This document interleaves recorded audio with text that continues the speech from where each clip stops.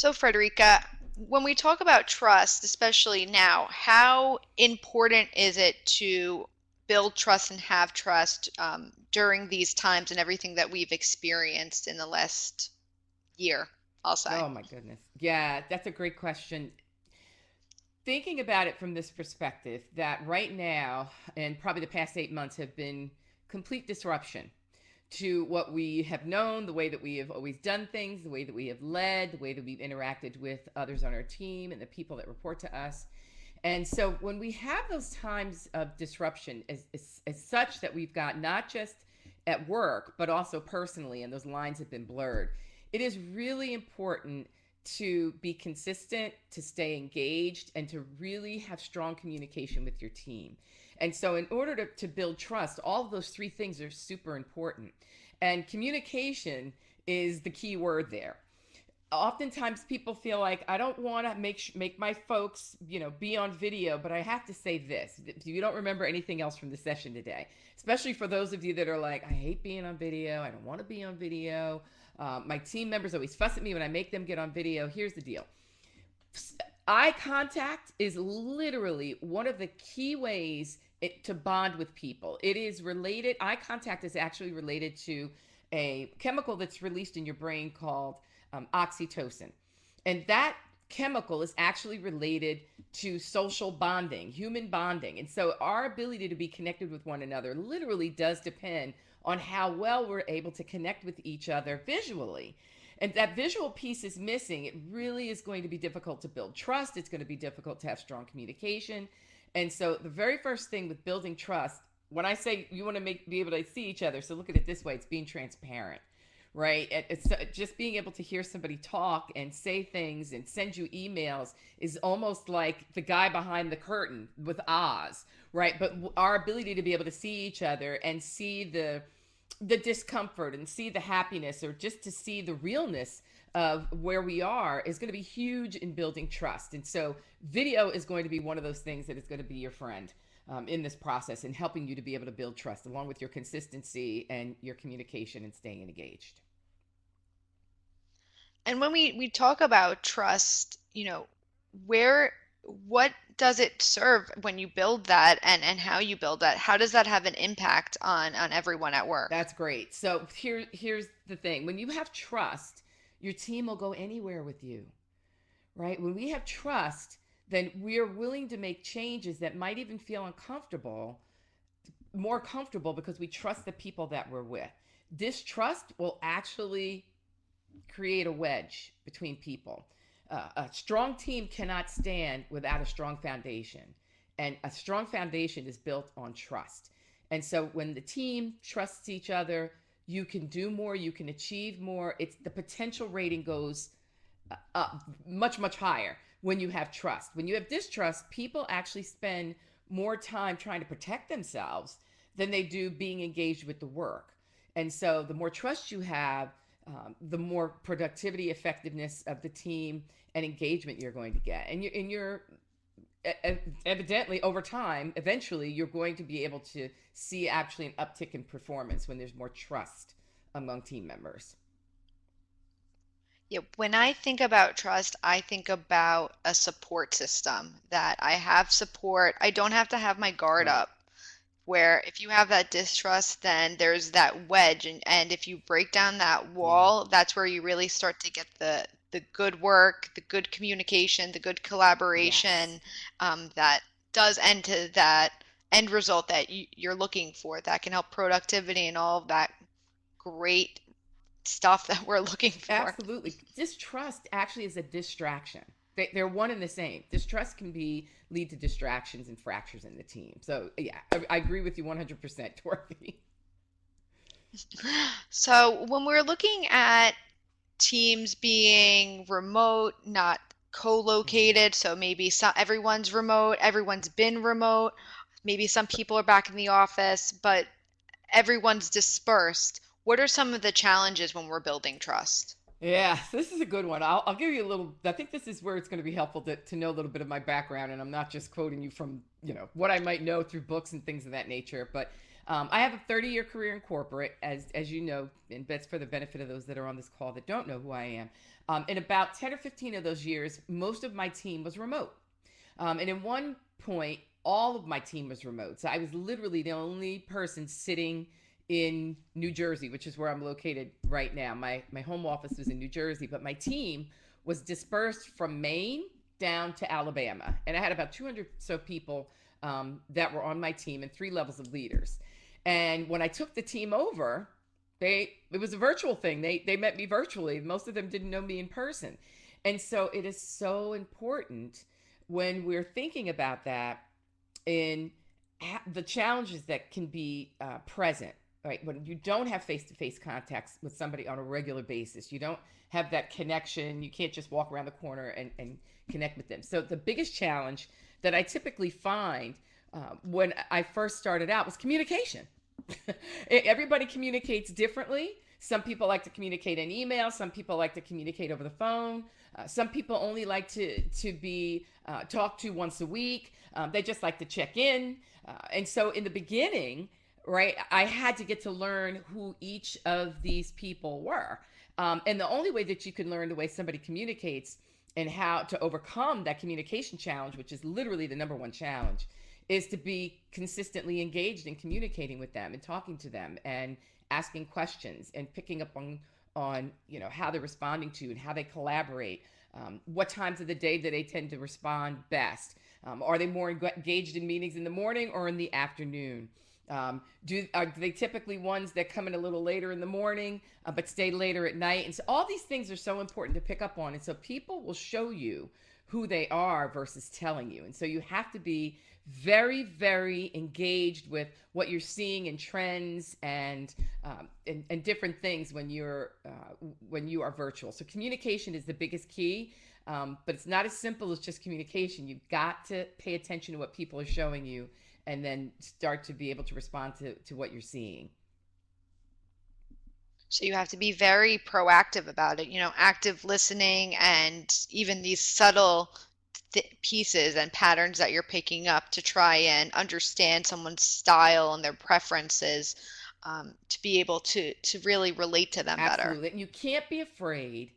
And I have to emphasize this because I think that there's a trepidation that takes place that everything has to be perfect when we've turned over to this all virtual environment. No, we're going to make a lot of mistakes.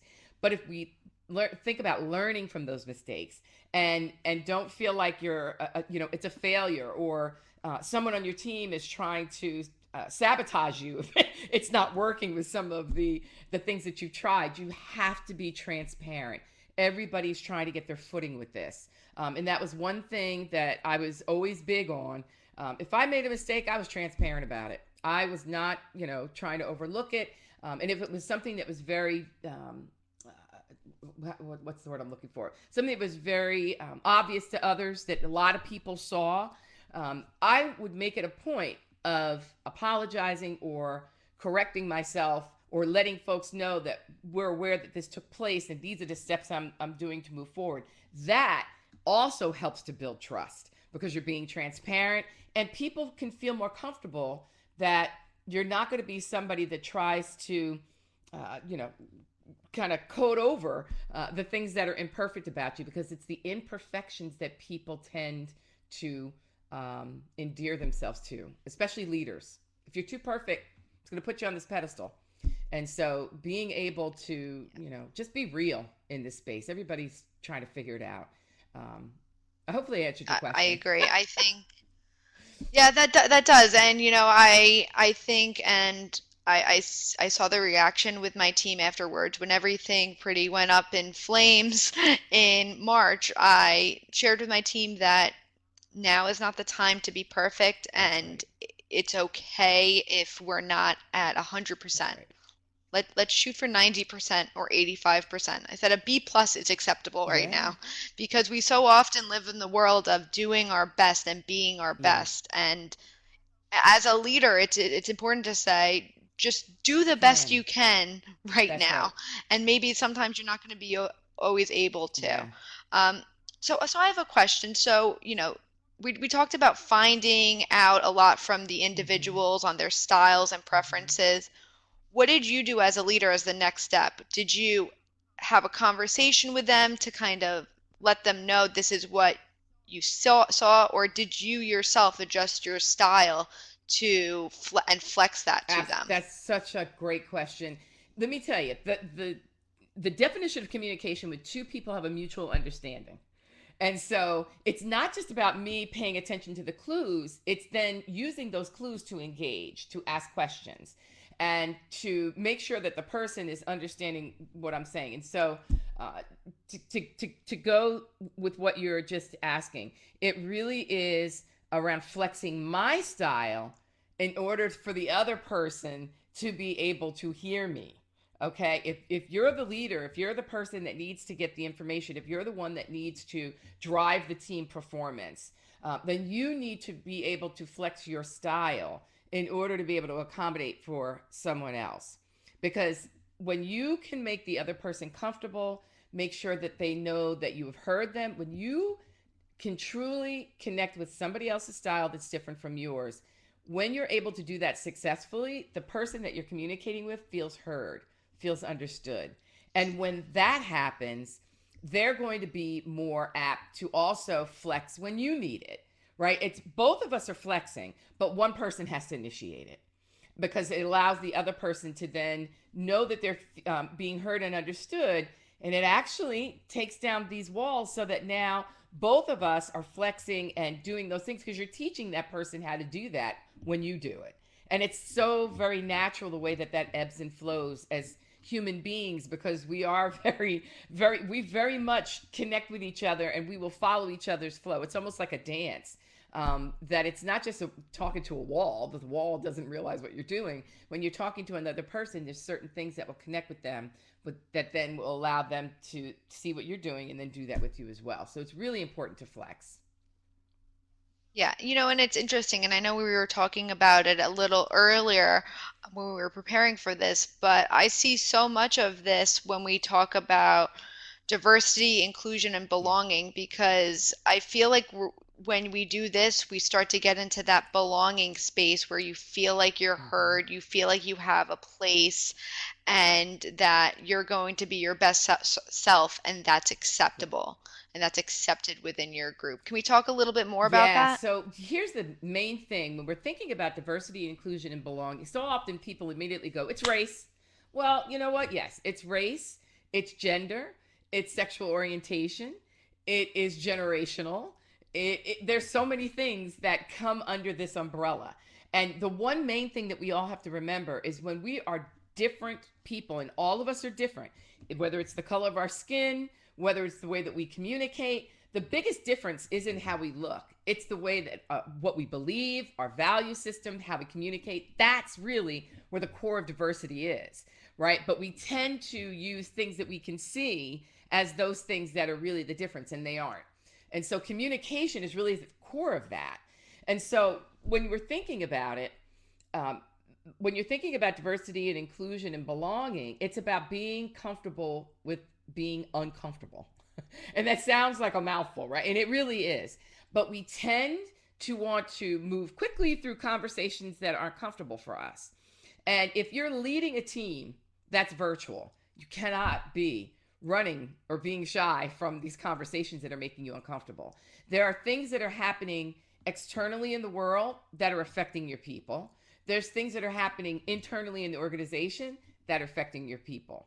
Okay. And even maybe within their own households. And so you have to get to the point where you can feel comfortable having an uncomfortable conversation. If there was something that happened that was very evident to people, and I'll just throw this out here because everybody knows about it, the whole George Floyd thing and some of the other things that we've seen on the news. Literally, there were employees that came back that were in the office or came back to work that next day that were visibly shaken by that. But guess what? Everybody shut down and didn't want to say anything because we can't talk about that at work, or I'm uncomfortable having that conversation. We have to start to get comfortable with these conversations because more and more, the things that are happening outside in the world are affecting the people that are in your office, the people that are reporting to you.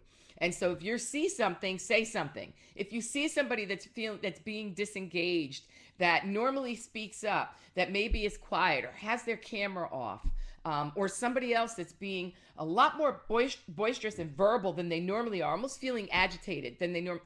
Listen, that's the time to say something. Don't go, oh, they're going to get over. No, have a conversation. Usually, if somebody's showing you some extreme of their behavior, that is a cry for help. And when I say help, meaning dig a little bit deeper. They want the attention, even though they may not come out and say it. Sometimes our subconscious takes over and shows people what we need to see so that we can react and relate to it. So don't be afraid of having uncomfortable conversations. I'll tell you this, most times your performance reviews go wrong because you've been avoiding uncomfortable conversations all year and you figure, well, I'll just go over this when we sit down and we look at everything, and then it blows up. So you've got to get really comfortable with having those uncomfortable conversations. If you see something, say something. Oftentimes you can mitigate a problem when you do that. People realize, I'm not going to, push the envelope here or push the envelope there. Let's just say you have an employee. I'm sorry, I'm going off on this, but it's really an important thing. Maybe you have an employee that is taking care of 2 and 3 maybe children at home, and we've got a lot of people that are dealing with that right now. Oftentimes the employee is turning off their camera and they're going away during meetings because maybe they have to go do something with their child, and now people are starting to complain because so and so is never on. You got to have the conversation with everybody. Look, I know this is not the normal world that we're used to working in. And so people that are not in that situation are going to be more judgmental of that than maybe people that have been in a situation or could say that when their children were younger, they could see that have happened to them, or maybe they have a family member that's happening with. This is when it's really good to just get the elephant out of the room and go, you know what? We all know schools are closed. And there's several of us right now that are struggling with trying to balance it all. We as a group are going to be supportive of each other in this space, because everybody's going to probably have things from their home life that may bleed into work. And we have to learn to work together with this. If anybody is really challenged in this space and they need to talk about it, then my door is open, because we have to work together as a team, and we're not leaving any man behind. You've got to be able to get people, get comfortable with that. You can't allow things that we used to not accept in the past, because think about when the guy was on CNN doing the interview. This is maybe 1 or 2 years ago. Most of us saw this. And he's in the middle of, it was like the evening news, and all of a sudden his kids came flying into the room on national television, right? Most of you probably saw that. And we were all like, we were laughing, but so many of us were he was mortified. Now, that happens every day. Okay? So we have to get to the place where we can have these uncomfortable conversations, and probably the best place that I can get you to remind you is when you've had a performance review gone wrong. The root of that, 90% of the time, from a lot of the coaching that I've done and even my own experience, is because I've avoided it prior to the actual discussion. Just you see something, say something. That's my big thing. Yeah, I completely agree with you. And I think that having that, we talked about it, that consistency with your Yep. messaging, and so important to address it right away. We always talk about, don't wait Yeah. until you give feedback, or you're talking about something that's Yep. uncomfortable, until your quarterly review, your annual Yep. review. And then, something that I kept on thinking about when you were speaking too is how important empathy and Oh, emotional yes. intelligence is throughout this too. Yes. It always falls back on me for emotional Yeah. intelligence just because it's so important. Huge. But even now, how important it is to be Yep. empathetic and leading with Yep. empathy, and, really talking to your team about being Yep. empathetic of the challenges that everyone's going through, and not everyone's going through the same. No. Maybe I don't have kids, but I have 2 crazy dogs Right. that are jumping on my chair, Exactly. or that are It's barking. so true. Or maybe I have an elderly parent that I'm helping take care of and going grocery shopping. But everyone has Everybody their has own a thing. Yep. challenges. That's the great thing, is that everyone's going through Something. something. If you're not laid off, then you work at a toilet paper company and your sales are through the Right. roof, and it's no matter what, it's disruption. Yeah. So I like to think about it that everyone's going through something, and Yeah. just understanding that and being empathetic can get you so far with I someone. firmly agree with you with that. And I will tell you this, managers, don't it doesn't have to be a perfect conversation. So have not just empathy with others, have empathy for yourself, for yourself, right? If you're in a conversation that's uncomfortable, maybe it's about race, or maybe it's about somebody dealing with a death, or whatever that is. Just be honest. Look, I'm not. I don't want to say anything that's going to offend you, so give me a little grace. But I do want to open the bridge to this conversation. People can appreciate that you even tried, that you cared enough to try, right? If you put your foot in your mouth, apologize for it and learn, okay? But listen, have empathy for yourself as well. These conversations aren't going to be perfect. Perfection, to your point, I couldn't have said that any better, Dorothy. There is no perfection in where we're at right now. Changes every day. Yeah. And it's And okay. it's okay. It's It okay. is okay. We're going to wake up in the morning and be just all right. Yeah. Just do the best Do that the we best we can, can. everyone. That's right. So, we talked a lot about how we can build trust, and, trust is something to me that it's not a one-time event. It's not a one and done. Mm-mm. So how do we maintain trust? Because it's something that if it's lost, Yeah, it's it's hard. gone. It's going to be really hard to rebuild. So Yeah. how do we ensure that trust is maintained and that you're continuing to build that trust as a journey and not a one-time Yeah. event? So trust is a journey. Losing it is a one time. It's a one time event, right? You Right. get it's like it's imploded in front of me. It's done. It's over. Um, and so with trust is consistency, right? Some people trust quicker than others. Other people it takes some time. But for both, consistency is the key, right? Doing what you say you're going to do, engaging with people the same way consistently, time over time. When people see consistency, that's when they can trust. Consistency is is a foundation as well when we're thinking about building trust. Being authentic in the way that we're communicating, being accountable, right? Being accountable for our actions, whether it is good or bad. Those are the things that build trust. If you have a team that is, dispersed in virtual, like you're saying, set up weekly meetings. I used to set up meetings every single week with all of my direct reports. And with their direct reports, once a month, and with their direct reports, once a quarter, and with their direct reports, once a year. I made sure that everybody saw me eyeball to eyeball, depending upon how closely related they were to me in the org chart.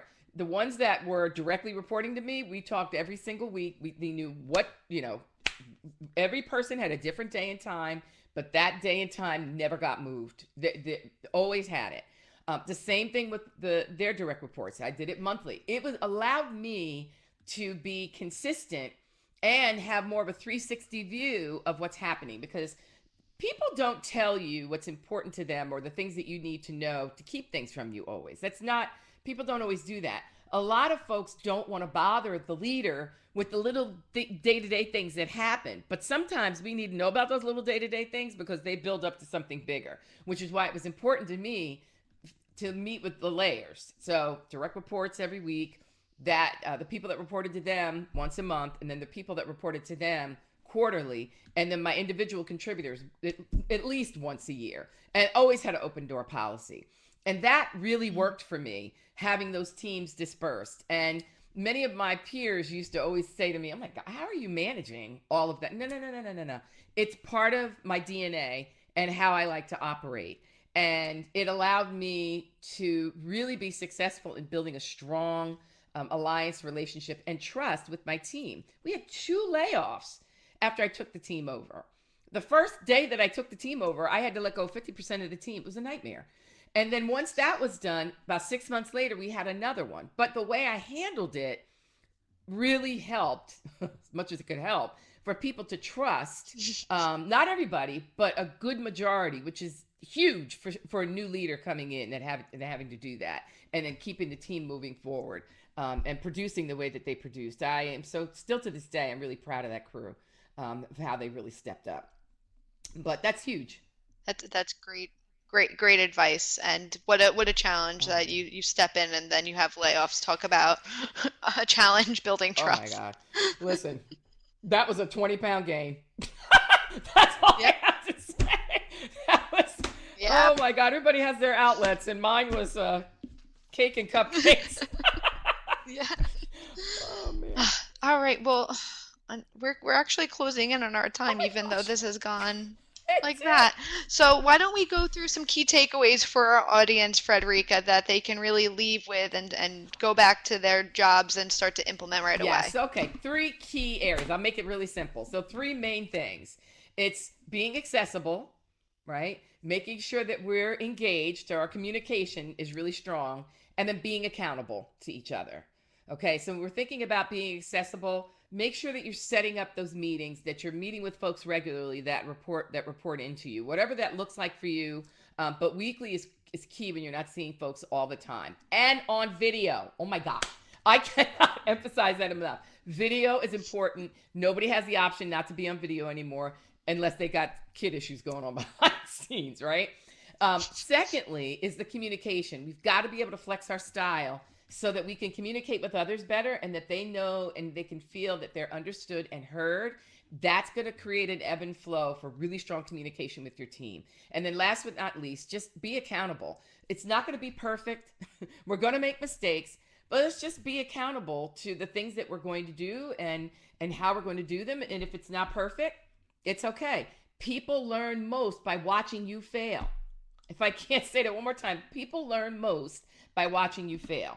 It teaches them how to fail. So if you don't fail well, your team's not going to fail well. But if you learn how to fail well, and being able to be gracious about it and open about it, then it's going to help your team feel safe about doing the same thing. And I'll leave it with that. Yeah. Well, thank you so much for taking the time and joining us. I hope everyone learned something. I know I did, and it is always a pleasure to talk to you and get connected with you, especially on something as important to that. So thank you so much, Frederica, for taking the time Sure. to talk about this important topic.